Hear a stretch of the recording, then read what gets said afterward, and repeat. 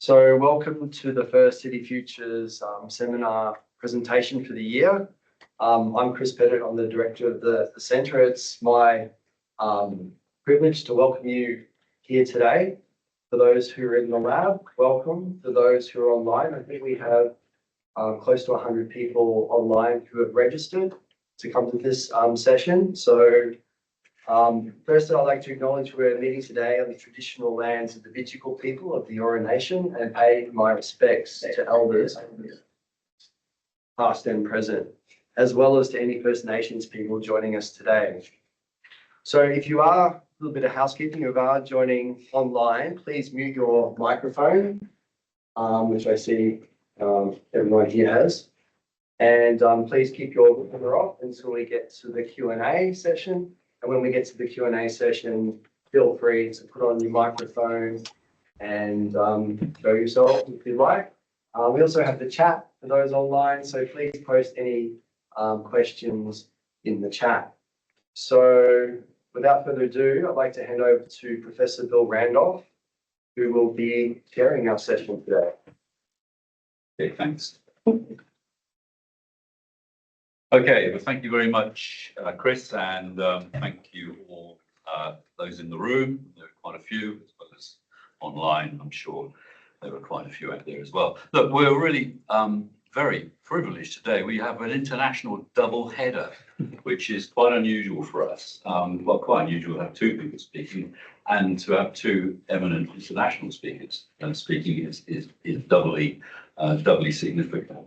And they are linked together, despite their disparate trajectories to this place from various places, once from the UK, once from the US. But there is a link in their interest in these particular presentations in transportation issues, on data, and on the sort of consumer side, if you like, how people use transport and the data that relates to that. So we've got two folks today. We've got Joe Castiglione, I'll introduce him in a minute, from San Francisco, and Mark Tewdwr-Jones from London. And they're both here today, just flitting through, and we've caught them together, which is really very lovely. So first off, we have Joe. I need to put my glasses on for this, because I'm bound not to be able to read it. Okay, Joe Castiglione is the Deputy Director for Technology, Data and Analytics at the San Francisco County Transportation Authority, and has been developing, refining and applying advanced transportation supply and demand models for 25 years. He led the development of the first activity-based travel model used extensively in applications in the US, and is chair of the International Multi-Agency Consortium developing the open source activity-based model platform. He's been active in the Transportation Authority's research into the effects of transportation network companies and autonomous vehicles in San Francisco, and leads the agency's data collection and transportation systems performance monitoring efforts. Prior to joining the authority, Joe worked as a consultant in the transport market research and engineering firms. That's Joe. And here he is in person to present his paper, which is Disruptions, Transport Technology, Data, and the Analysis, excuse me, I'll put my teeth in, Analysis Challenges for San Francisco. Sorry, Joe.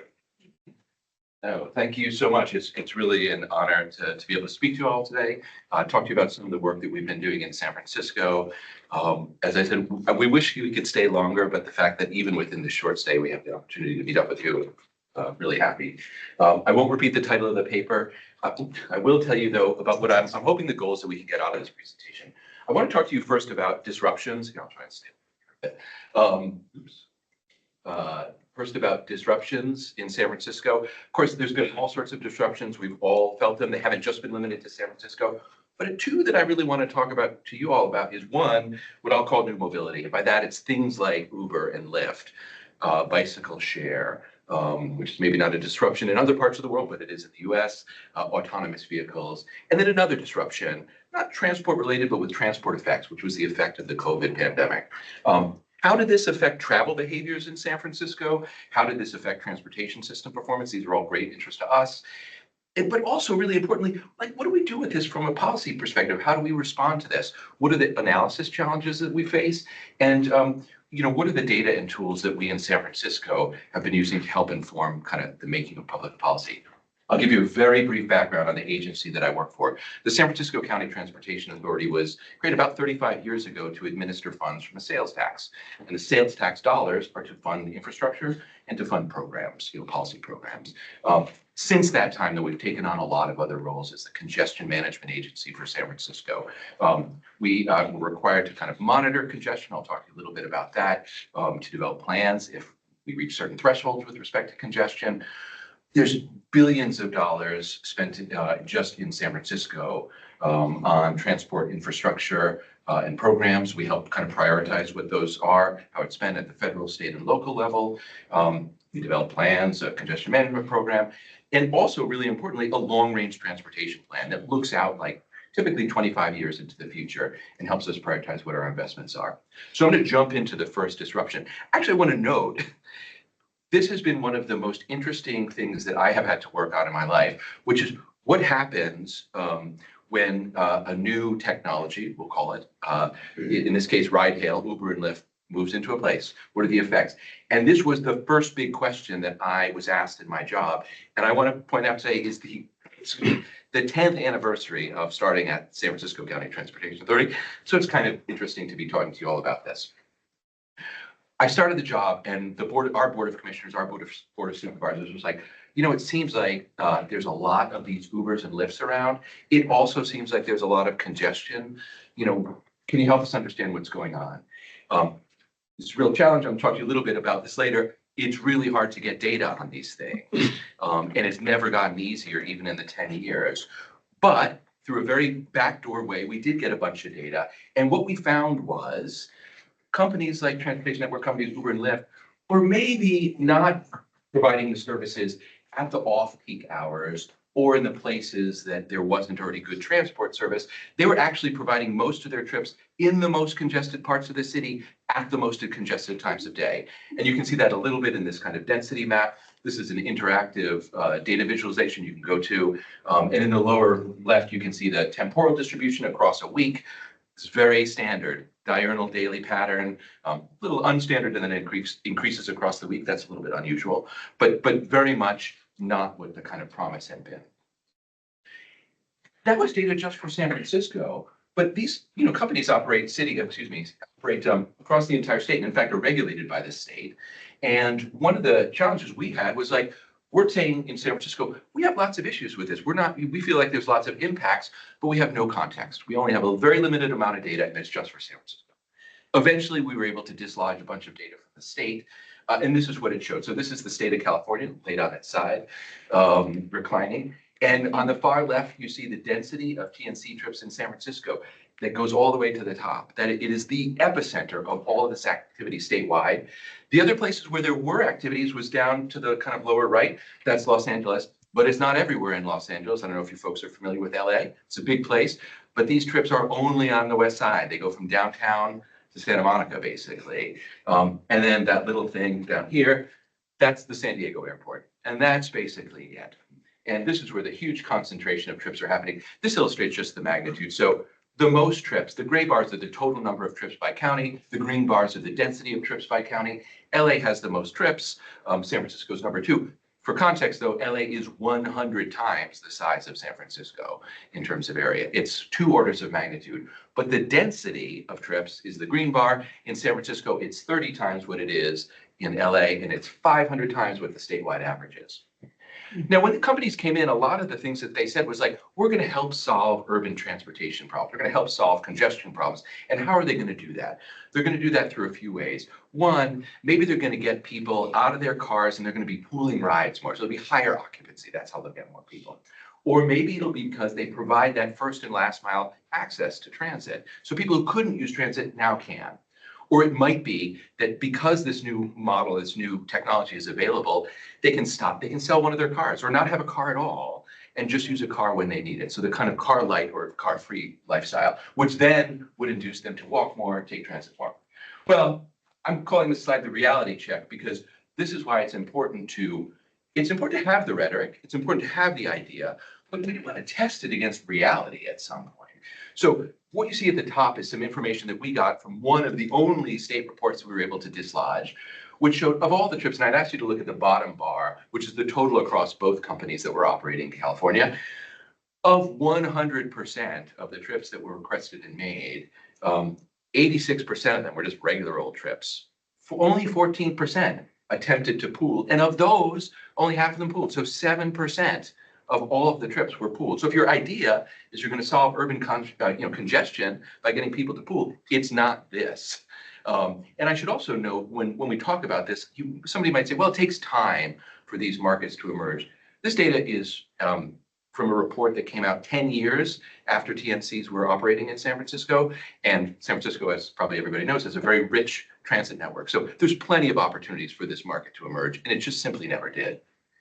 Secondly, on the bottom, this is a survey we did across 3 different regions: in the San Francisco Bay Area, in the Los Angeles region, and in San Diego. And what this chart shows you is the mode of transportation that people use to access transit. And you can see the bars in the far left. Most people walk across all the regions. Interestingly, more people walk to transit in LA than in San Francisco. What you can't really see is the people using TNCs, transportation network companies, Uber and Lyft, to get to transit, because they don't. Something like 0.7, 0.8% of all transit trips use a TNC. So if the idea is that you're going to unlock the transit market through this, it's not happening. The question that I was asked 10 years ago is like, it feels like, is there a relationship between all of these trips and the congestion that we're seeing? And we couldn't really answer that initially until we got some data. And now you have to note that during the period for which we got data, there had been a lot of other change in San Francisco. The city was booming, right, with tech stuff. The population went up by like about 100,000, which is maybe doesn't sound like a lot, something like 12 to 15%. There was like 200,000 new jobs, like 30 or 40% more jobs. And so there were other things that were happening. And how do you kind of tease this out? And so what we did was we actually used a combination of observed empirical data and our activity-based model to try and suss out what the contributions of these different factors are. And what we found was that growth in employment accounted for about 25% of the increase in congestion, growth in population accounted for about 25%, and TNCs accounted for half of the growth in congestion during that period. There are all these problems with getting data to do real kind of urban analytics. It's really a pain, and it's really expensive, and it can be quite demoralizing. And that's my speech. But seriously, we struggled for years to dislodge data. Eventually, we teamed up with these computer scientists at Northeastern University, which is in Boston, and they scraped the APIs of the 2 companies for about 6 weeks, handed us 12 terabytes of data, telemetry data, which we then processed into trips. And that was the basis for a bunch of our early research. It hasn't gotten better, though. These companies both report tons of data to the state as they are required through the quasi-legislative process that the Public Utilities Commission in California regulates the companies with. These have all been determined public records. We simply can't get them. We've gotten 1 year of data in 2000, for which one company provided about 100% of the data. That's pretty great. And the other company provided about 30%. And then the next year, they both provided about 30%. When I say provided, it was redacted, empty, and we've gotten nothing else. And so this is we've demonstrated that this is something that's profoundly important to transportation system performance in San Francisco, but we can't even as a public agency get the data. The latest thing in San Francisco is autonomous vehicles. And autonomous vehicles have been, San Francisco has been the epicenter of autonomous vehicles until very recently. Now it's spreading to other cities. But it's been extremely hard to get data on these as well. And we find ourselves like the same arguments that are being made about autonomous vehicles were the same arguments that were being made about Uber and Lyft 10 years ago. But again, we can't get any data. The amount of driving that is by the autonomous vehicles is quite small by relative standards still. And so it's really hard to know exactly what's going on. But even with this limited deployment, there's been all sorts of effects that we've seen on the streets, injuries, quite horrifying accident, interference with public services, transit, interferences with first responders. So it's something that is a public safety and of great public interest, but it's not something that we're able to get data around. Now, why is that? Autonomous vehicles, like many vehicles in the United States, have all these kind of tiers of regulation. So at the highest level, the federal level, NHTSA basically allows the companies to self-certify, like we're roadworthy. But then they have to go to the California Department of Motor Vehicles, and they also say, well, they permit you to say if you pass muster with them, we'll let you drive on California's roads. And then you get to the California Public Utilities Commission, again, a statewide agency that said, if you're safe to drive on the road, we'll let you possibly carry around the public. And then finally, you get to the agencies that I work for at the local level, SFCTA, SFMTA, and we have no power whatsoever. We have no regulatory authority, even though the effects are felt in San Francisco. And I would expect that the profile of use that we see with TNCs is something with Uber and Lyft is something that we'll see repeated with AVs. But we are undaunted. We go out and we continue to collect data. What you see here is in 2023 and 2019, we did a large scale app-based survey. Follow people around they download an app. You can also participate without an app. You don't have to have a smartphone. But it follows you around if you do have a smartphone for a week, captures all your trips. You provide all sorts of information, hundreds of thousands of trips with all sorts of detailed information and all of the telemetry data, all of the trajectories of these travelers. So what you see here is the traces of everybody who's traveling on the Oakland-San Francisco Bay Bridge and where they're actually going.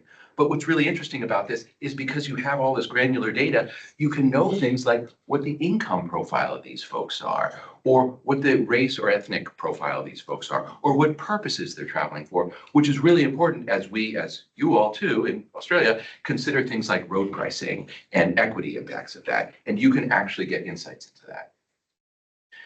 I'm going to switch gears now entirely to a different kind of disruption, the COVID disruption, and what it did for kind of telecommuting. So what you see here, this is from that same survey, those same two surveys, these series of bars. The top bar represents the share of telecommuting kind of pattern by individuals, workers in the downtown area, and the bottom is the same number in 2023. And so what you can see is in the top, like 72% almost 73% of workers downtown never or very rarely telecommuted in 2019, and that dropped to just less than a third.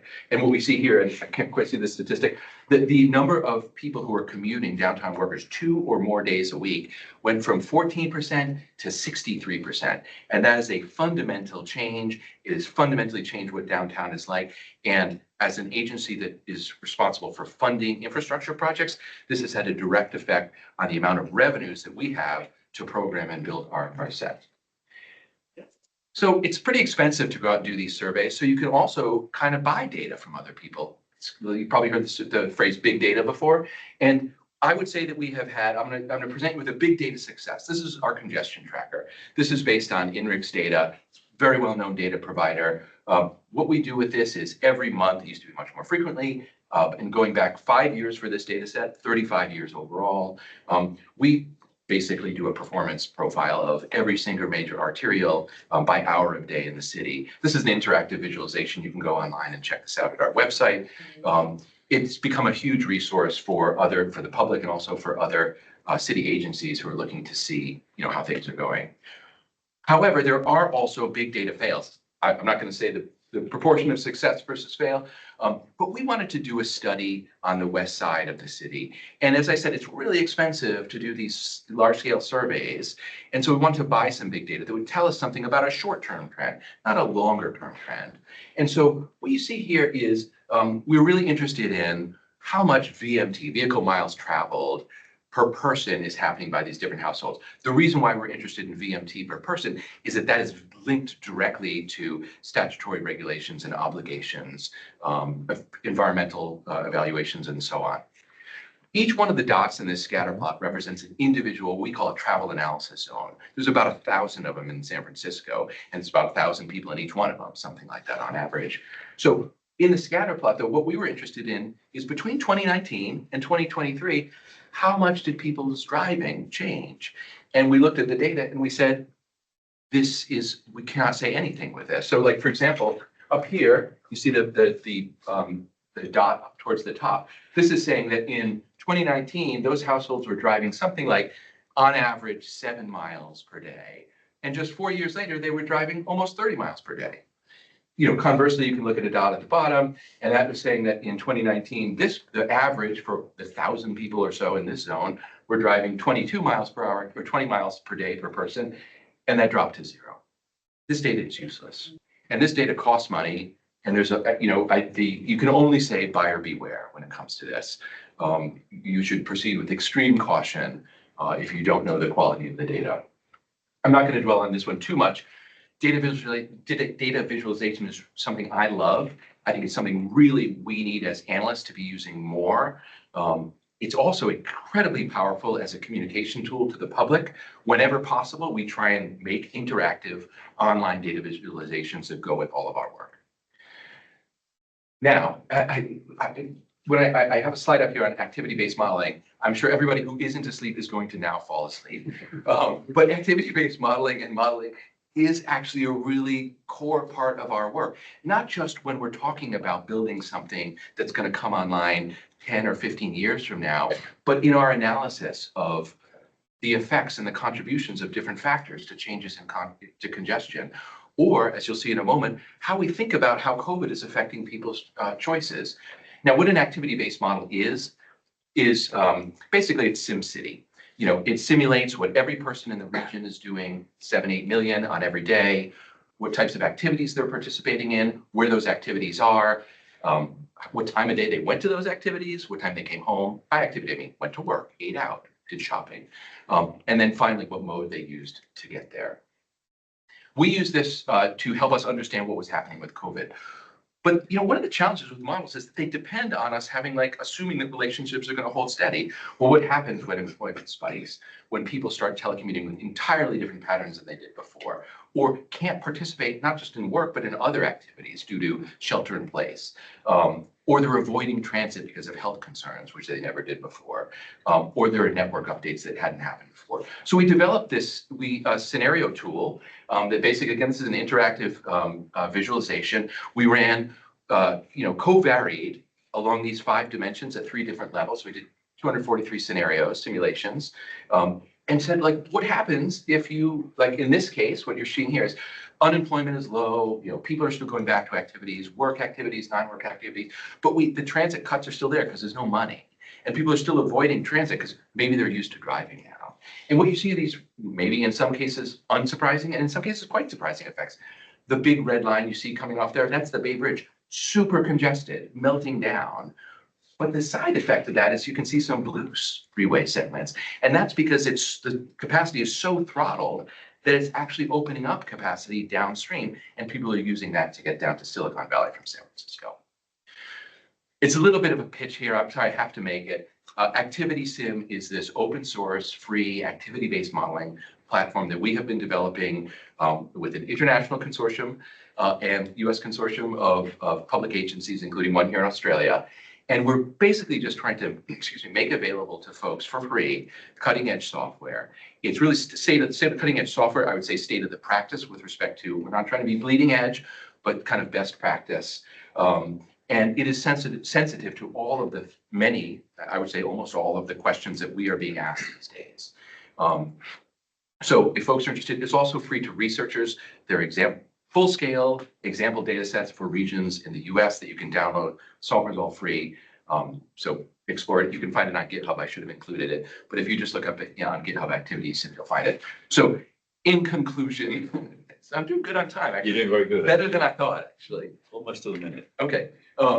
So, I think the recent disruptions have both kind of revealed the kind of limitations about the tools we have, but also some opportunities to really kind of leverage them. I think one of the main things that I feel, and I struggle with this question, I don't know if you guys use this term down here, we're using it more in the US, deep uncertainty, when you don't know what you don't know, right? Or you don't know what the effects are going to be. It could be that there's a pandemic or how employers will respond to it. But even without the deep uncertainty, we do have to ask ourselves, are the frameworks that we're using in the case of an activity-based model, a largely econometric framework, is that appropriate? Are the kind of assumptions and the methods that we're using to implement it reasonable? Are those assumptions stable? Or are they going to change?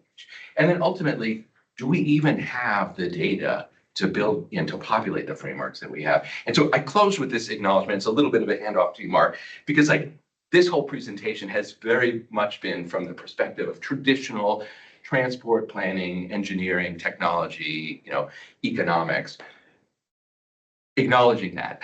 At the same time, tools like Activity Sim are very much trying to move beyond the traditional framework and trying to be more, people-centered, individual taste preferences, equity-focused, and transparent. That's why we're doing it all kind of open source, so that all of the, all of the assumptions are completely transparent. So thank you again for giving me the opportunity to talk to you. And I'll hand it over to you to introduce. We've got time for a few questions. Oh, okay, great. So we've got time for a few questions, a few minutes. Does anybody want to ask Joe questions about this? There must be some. How do I know if there's people online doing it, asking questions? We've got a question in the room anyway. Yes, please say who you are. Oh, hi. I'm Willard. I was just recommended to come here. Thank you. I'm a bachelor student. Come here by my lecturer. I would like to know, you mentioned, I believe, that ride-hail services were popular along existing transit routes. Does that potentially imply that some of those transit routes are not being served adequately? Like there's some deficiencies in frequency or accessibility that could be pushing people towards rideshare instead? I mean, that certainly is a plausible explanation. I think the counter argument would be in that early slide, I showed you that kind of density, that heat map, and the level of transit service in that core is huge. I mean, the downtown, the Market Street corridor in San Francisco is the richest transit area in the entire state of California, possibly. We have done studies that have specifically controlled for transit, like looked at the contribution specifically to declines in transit ridership, because we have had declines.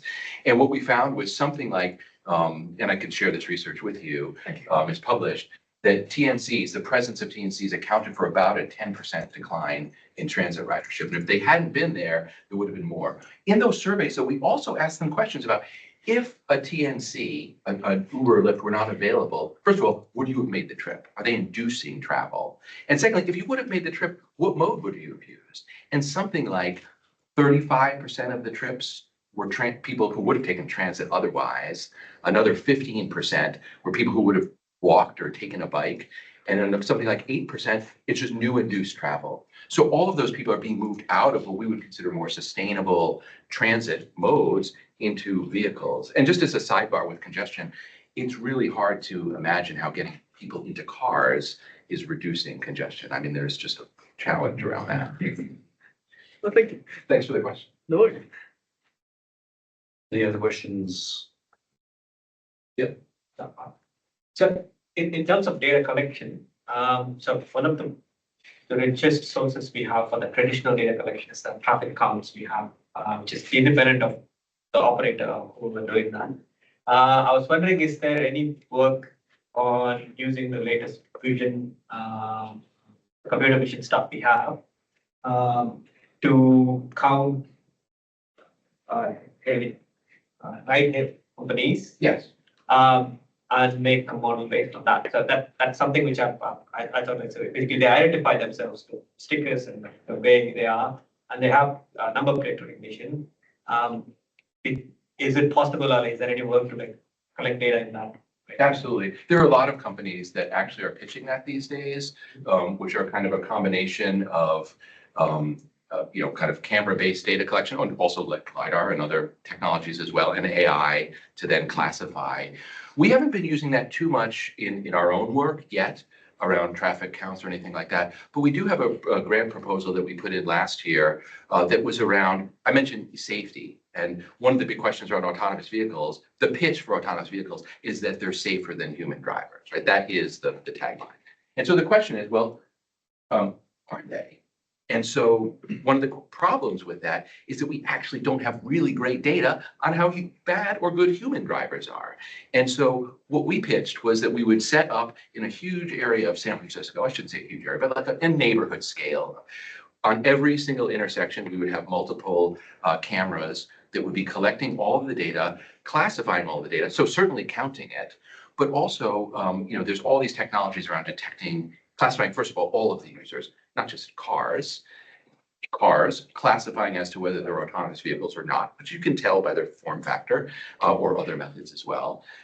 Trucks, deliveries, regular old passenger cars, bicyclists, pedestrians, transit, classifying all of these users, tracing all of their trajectories, seeing and doing this for a year and seeing what happens. And not just classifying events that happen, but events that we could consider near misses, like things that are anticipating when there's going to be these things. And so absolutely the technology can be used for that. I would say we have not gotten to wide scale deployment, but it is something that there's work on, very real work right now. Okay, so we've got to move on. Of course. Right? Transport. Thank you again. Okay, well, look, thank you for that, and thank you for your indulgence on this with Joe's presentation. We have to indulge ourselves with our next presenter, who's Mark Tewdwr-Jones, Professor Mark Tewdwr-Jones. Quick introduction: Mark is Bartlett Professor of Cities and Regions at the Centre for Advanced Spatial Analysis. I'm in trouble with that word today. Analysis at UCL in London. He is recognised authority on planning, urban and regional history, digital place connectivity, governance of the city, public engagement, and the use of land. Author of 21 books. Is that correct? Yeah, not quite J.K. Rowling. Okay, all right. Well, probably don't urge you quite as much as J.K. Rowling, but 21 books, 300 talks worldwide in a range of places. I'm not going to tell you, but they are all over the place, including Sydney. Mark is a member of the Digital Planning Task Force and is a former chair of the Regional Studies Association. He was seconded to the UK Chief Scientist's Office in 2008 to 11 and is the founding director of UK Archive Newcastle Cities, City Futures, and from one City Futures to another City Futures. Come and talk to us about Metro Futures, a story of public engagement, digital technology and transport. Thanks, Mark. Thanks, Phil, and good to be back in Sydney and to see some friends again and see how the city has developed. And I think this talk dovetails nicely with Joe's presentation. It's less about data analytics, which is what I do in the day job these days. I teach smart city governance, but it's more about the use of digital technology and harnessing digital technology and these things that we carry around with us everywhere, and they become our world, and whether we could use it in a more progressive way to deal with that people-centered approach that Joe mentioned right at the end. So this is about digitalization, but it's actually about one field of computer science that's very relevant and that I'm very interested in, and that's human computing interaction. The degree to which we use our own personal technology to engage with others, to engage with government, to let vent sometimes, even some politicians do that occasionally, as we know. And this is a story about actually thinking of transport planning and planning decision-making in a more dynamic way. Namely, that if members of the public have views about planning, if they have views about their own place, and they're using technology to have opinions and express opinions and give voice to those issues, why isn't the more archaic form of planning or even municipal government responding to that wave of interest? Because if you look at the levels of interaction in the official consultation processes, it hardly exists. So in the UK, for example, 3% of the UK get involved with local planning decision-making. And that seems to jar excessively with the number of people who are using personal technology to talk about, say, planning or transport issues.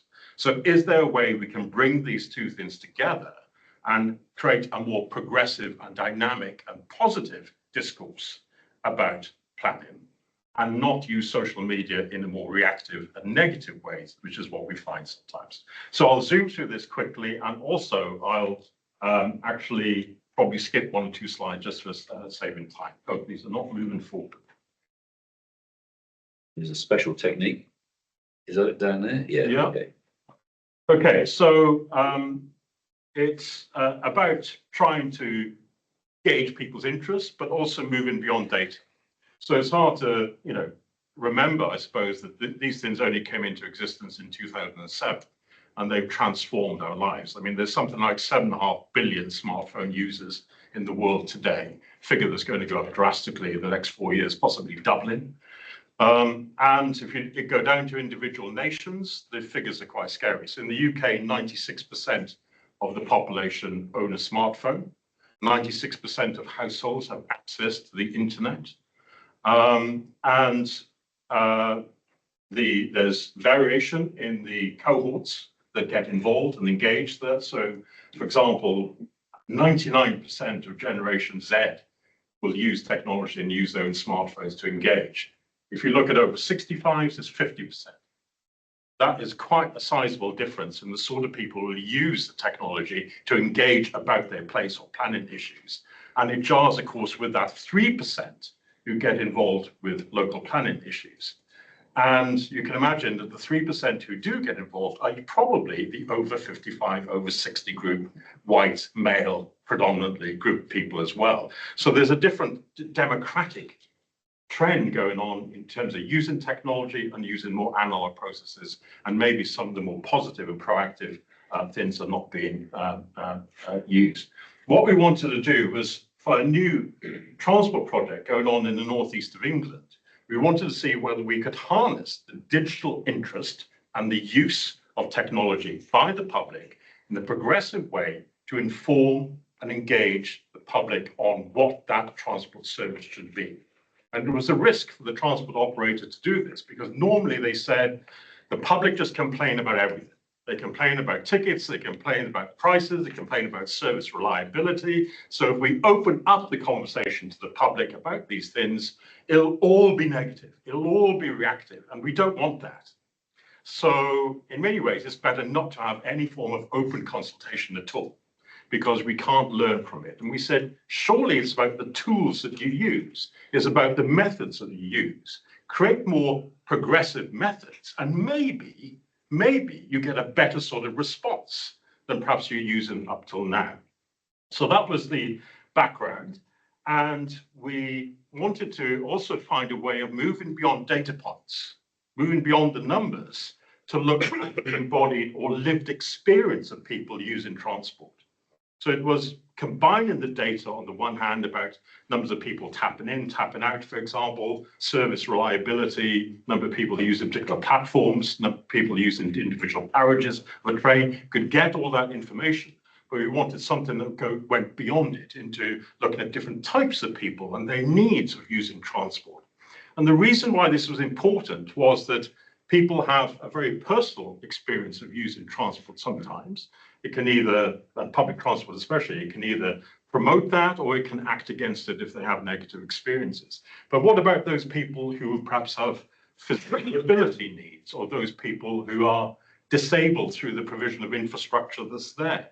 What about people with different choices and preferences over why they use certain modes at any given time, or why they perhaps are complaining about the trains? The reason why this was becoming important was the transport operator wanted to buy a new fleet of trains for the region, metro trains. And we build very few trains in the UK anymore. We buy off the shelf from other train building companies around the world. And the Transport Authority was very concerned about buying a new fleet of trains, sounds like model railways, building a new fleet of trains, buying a new fleet of trains that would not be suitable for the region in which it served. So it was a critical issue about finding more from the public about their preferences in order to make the trains workable, potentially, with the passengers that they were going to serve. So, yes, big data is everything. All my students do it. They can use it. We love mapping, geotagging data as well, and we want to understand it more. But we wanted to get that other thing, so moving beyond the data itself to look at wider issues about usability and embodied experiences, and whether we could use technology in a new way and develop new methodologies in the process. So it's quite ambitious. The issue especially was to uncover, if you like, the preferences of marginalized groups or minority voices, of those unheard of in normal consultation exercises as well. So there are lots of different objectives about doing this work. And we wanted something at scale and a user experience of it as well. So we wanted to think, could we generate new methods, a new form of dialogue and interaction using technology that actually put people in the environments in which they were using. So don't fill in things online necessarily alone, but create new types of methods. So we gave the public an opportunity to express themselves as they were using transport themselves. And that's not easy to do if you think of traditional methods as well. So moving beyond digital planning, pardon the typo, I can't even spell the name of the city very well, but that's Tyne and Wear Metro, it's Tyne, not En. This was the light rail service in Newcastle in the northeast of England. It was only built in about 1980. It was used in old railway lines, disused. It was changed into a dynamic metropolitan transport service. It has 60 stations. 37 million passengers use it a year, and these were the trains that are still in use. So they're now 45 years old, and you can imagine the online comments that you get from members of the public about every time one of these breaks down now after 45 years. So the whole issue was about replacing it. Uniquely, it was the first transport system that was provided under the Disability Act 1978 for step-free access. And no other part of the UK system, even today, is like that. So it, if you like, accommodated the needs of some groups in society that were still finding a problem to move around. But Tyne and Wear Metro, the company, wanted to implement this new public engagement in the design of the new trains before they went out to procure a new set from the railway builder, and they wanted to know the public's view, but realised that if they started to ask the public, they would have that all wave and bile about complaining about the services. So that's where we came in. It started in 2016. We created something called Metro Futures. The business case for new trains then was informed by Metro Futures. That went to the Department for Transport, who had to fund this. And then Statler was an international Scandinavian company, who was announced as the manufacturer of the trains. And then we embarked on another wave of innovative engagement after that. And the trains have now arrived in 2023. So it was a deeper form of participation, encouraged more expression and creativity in the process rather than just simply online or survey responses, and focused on people's experiences as well. And so for a good 18 months, we got our hands dirty, you could say, as researchers. We created a new website. We went out and asked people to film on the trains as it happened. We had lots of webinars, all sorts of different technology. We used 3 different forms of apps so that people could do in situ responses about what their preferences were, about seat configuration, everything about creating more space for pushchairs and cycles and the trade-offs involved with that, so that we create a perhaps ideally set of train that wasn't available in an off-the-shelf way, but actually could be bespoke to the needs of the region. They were the methods: 7 pop-up labs, 4 design workshops, 20 co-researchers employed to do this on the trains as they happened. 6 local schools got involved to design, so it was, a very accessible form of method as well. New method, 3 apps, as I said, 3,000 people got involved with that, which is much higher than any form of traditional consultation that you'd have for a strategic issue up to that time. Move forward to 2020, which unfortunately occurred around COVID, of course.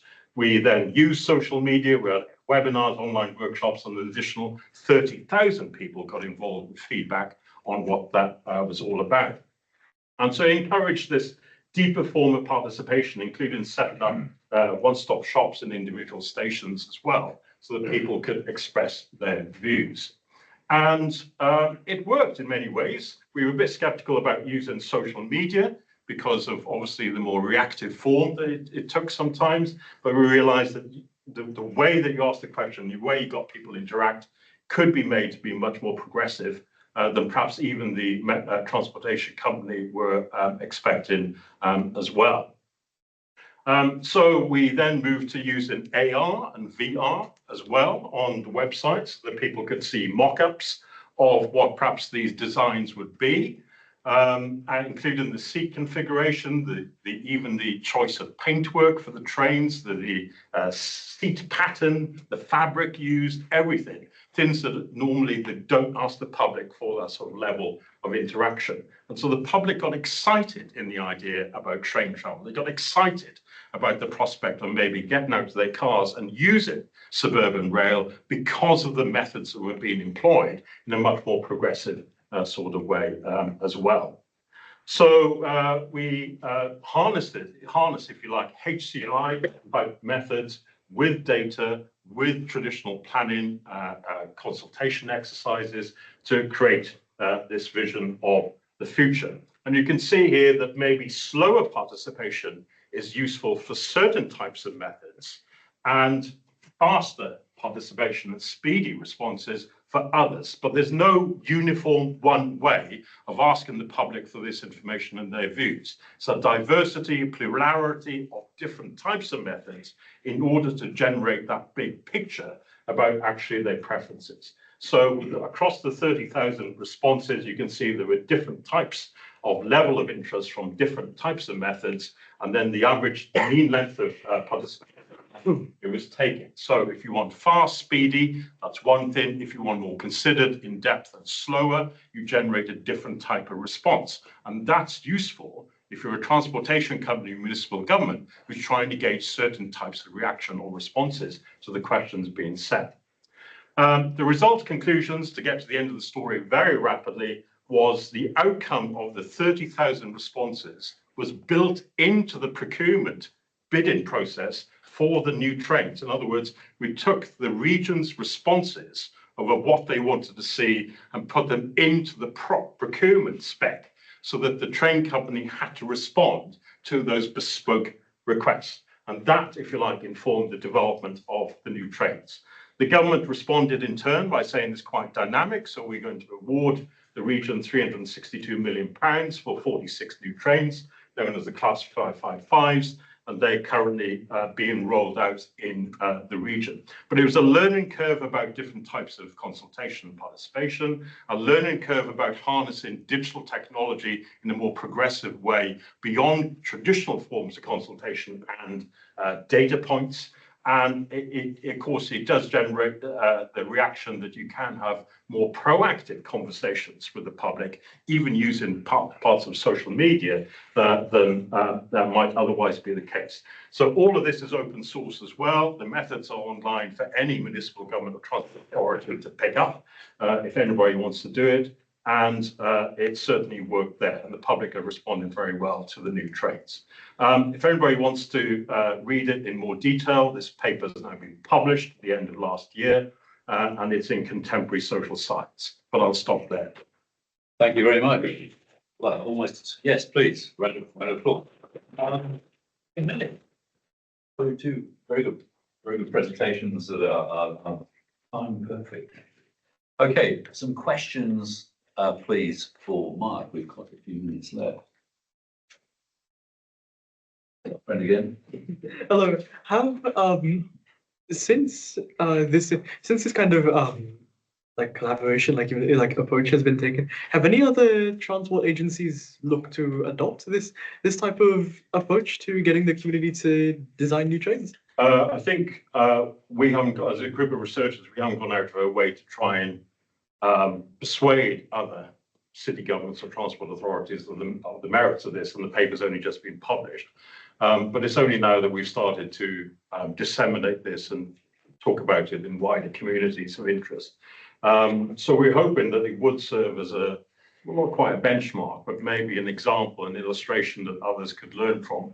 I think there's something about human-computer interaction using digital technology for democratic purposes, is that you've got to tailor-make it to the place that you're talking about and tailor-make it to the type of systems you want and sort of outcomes you're expecting and the sort of profile of the communities, I should say, as well. So I wouldn't say this is an off-the-shelf method, but nevertheless, there's learning, I think, that could be used for others' experience.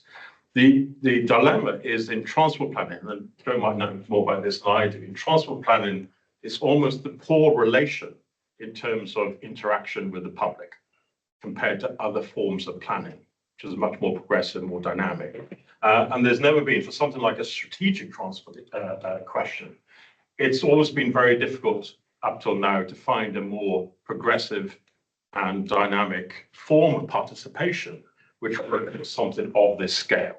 So this is a new type of, if you like, democratic involvement on the strategic issue, which previously couldn't be done, I think, and technology has enabled that to some extent. Thanks. Question? I got it. Say who you are, please. David Barnard, Design Bureau and Transport for New South Wales. It strikes me too that with this sort of approach, it also feeds nicely into behaviour change and change management. Have you noticed whether there's a bigger uptick in ridership as a result of this? Difficult to gauge because the trains are being delivered Yeah. incrementally and then tested, and then they've taken a while to get into service. What we find is that it raised expectations. And because the trains aren't being delivered like a train set in one go, the public are disappointed that the trains are not being used and they got to rely on the old trains, which are breaking down all the time. So that momentum has been lost, but just by circumstance of putting these things in place. I think the user experience of using the trains, those that are in service, is very positive, and certainly Tewdwr Metro have noticed that the social media comments are much more progressive and forward-thinking than perhaps they might otherwise expect. So from that point of view, it's worked to the point now where they say they're going to look at route options for extensions in the future, and they would employ a similar sort of methodology to test that out in the future. So it raised expectations, but at the same time, there are some negative stories on social media about the trains cost this much, has taken almost 10 years already, not all of them in place, and we're impatient for it. So you'll always get that sort of reaction about it's not happening fast enough. Other questions, please? Yes. In education, there are lots of projects about gathering youth voice, for example, to improve schools that I've been involved in. But the resource needed to pull off those projects is, you need a lot of people's time and a lot of grants. You need lots. So I'm curious your thoughts at this point about the resources needed to do this kind of input, to get this kind of input. Yeah, well, we benefited from 2 Research Council projects that were going on simultaneously, funded from ESRC and EPSRC, 2 of the larger ones in the UK. And these were projects which were deliberately questioning and harnessing the use of technology for democratic engagement. So if you like, a lot of it was about developing new apps, new platforms, new websites, filmmaking techniques, all sorts of technology that could be used to address place-specific issues. So when Tewdwr Metro got interested in it, we already had the resource in terms of finance there to be able to do it. And we utilized an army of volunteers and could pay them as well to get involved. We developed all sorts of tactics to form partnerships with schools and with youth groups and youth councils, for example, with elders councils and things like that, in order for them to be willing participants. And they were more than happy to be involved. Skeptical initially, very skeptical about whether this was going to be a waste of time and academics were going to waste their time just talking. But once they began to see that this would make a meaningful difference, they came on board. But you're right, it was, I didn't have grey hair at the start.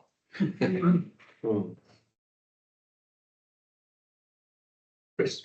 Mark, thanks for the presentation. Very interesting, the different use of technologies and engagement processes. I'm wondering at the end, and the fact that it was also taken up in the procurement process, which is incredible.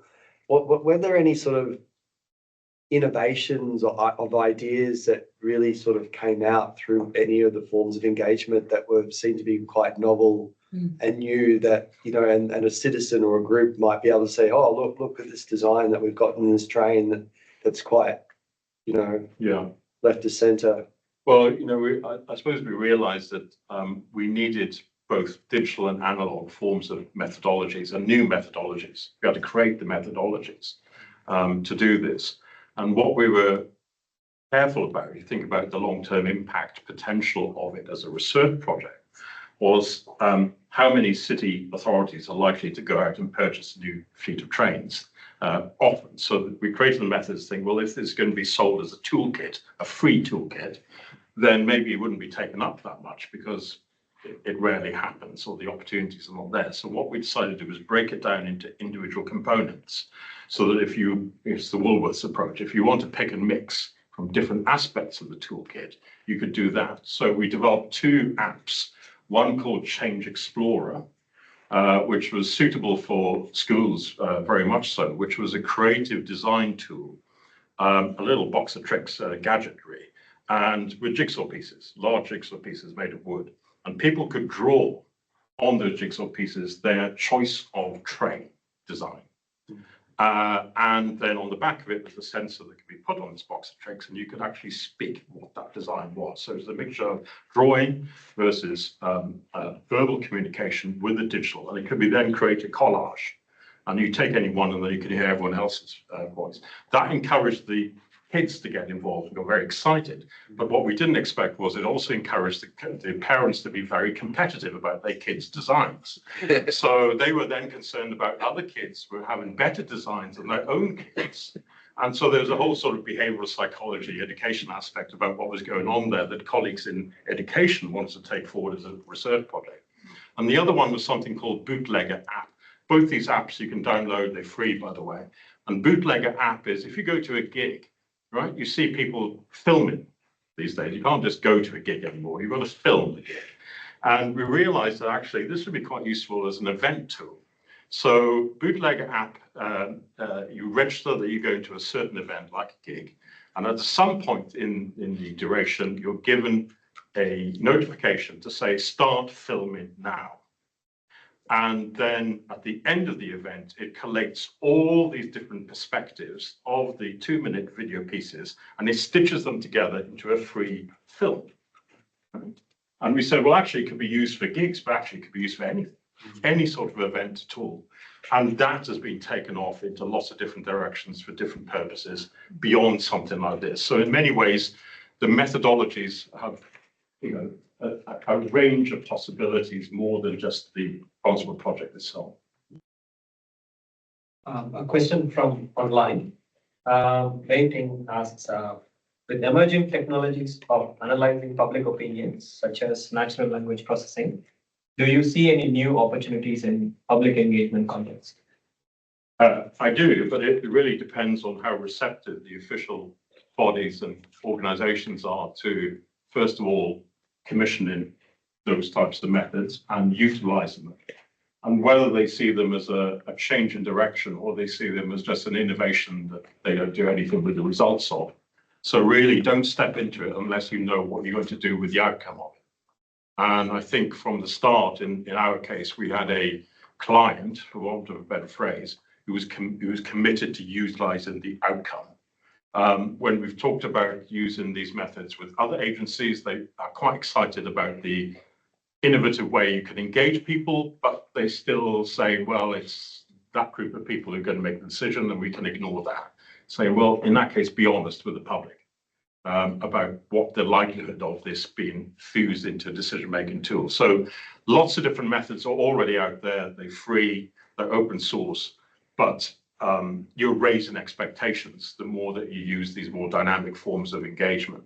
And if you don't know what you're going to do with them, don't do them in the first place. Oh, another one is very quick. It's number 5. So one of the challenges I personally think with the emergence of digital platforms is the loss of trustable influences. So for example, in banking, you have like a bank manager who used to be a trustable influence to which your feedback goes back. For transport, it would be like station masters, bus drivers who are there.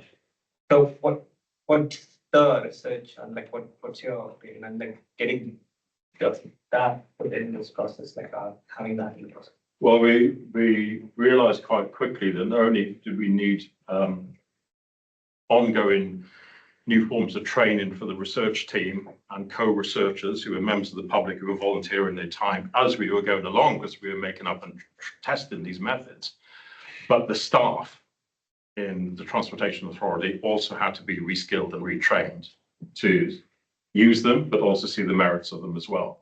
So there was another offshoot of the project then into complete bespoke training activities, because we didn't want any member of staff saying, well, that's a waste of time, isn't it? Because that would just undermine the whole thing for that agency and its reputation. So a whole series of bespoke training initiatives and skill developments. Cynically, you could say we were just encouraging staff to do part-time degrees in data analytics and digital engagement at the university. That happened as well to some extent. But it was, if you like, thinking about that whole systems approach to doing this project, not treat it in isolation. This was going to affect the entire organization, not just those who work in PR. Okay, thank you, Mark. Thank you very much indeed.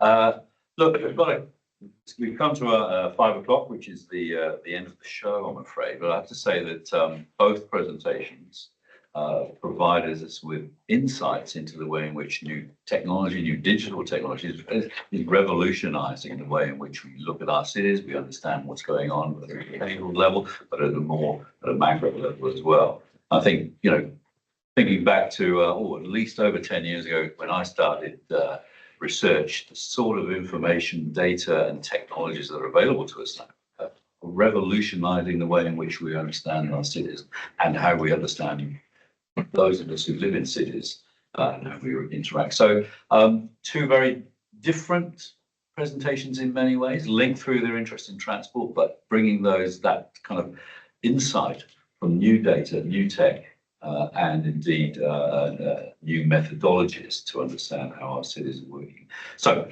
thank you very much.